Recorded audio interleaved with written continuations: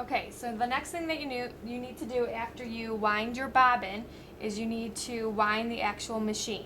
So you're going to take your thread and you're going to start under the one, but right now you're going to look at the picture that's on the top of the machine. You want to look at the solid lines. So you're going to go under the one. You're going to keep going down through this space where it says 2.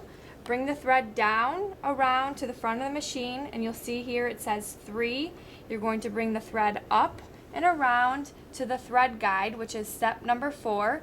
So take your thread towards the back of the machine and around to the left. Bring it down. Now step 5 is actually there's a bar right above the needle here.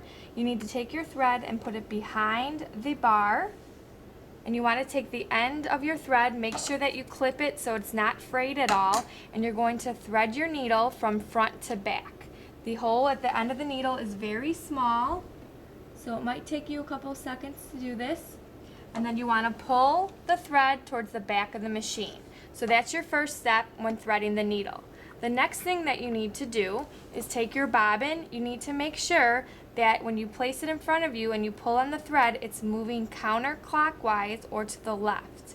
Once you have it like that, you want to take your bobbin case off and drop your bobbin into the case.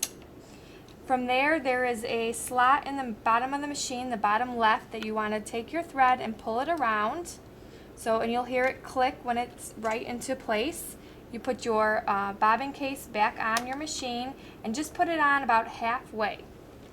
So after you have this done, you want to put your hand on the hand wheel.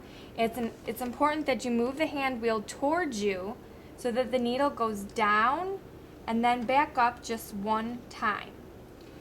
After you do that, you're going to pull the thread that's underneath your presser foot, pull it out towards the left, and you're going to keep pulling until you see a loop or another piece of thread come out from your needle plate, and you're going to keep pulling that. And basically what you're trying to do is to get your bobbin thread to come all the way out of the hole in your needle plate. Once it does that, you're complete. You want to cut your thread to be about 4 inches, and then you're going to leave it. You'll see that your thread is coming up from your needle plate, and then your actual needle is threaded and you're ready to begin sewing.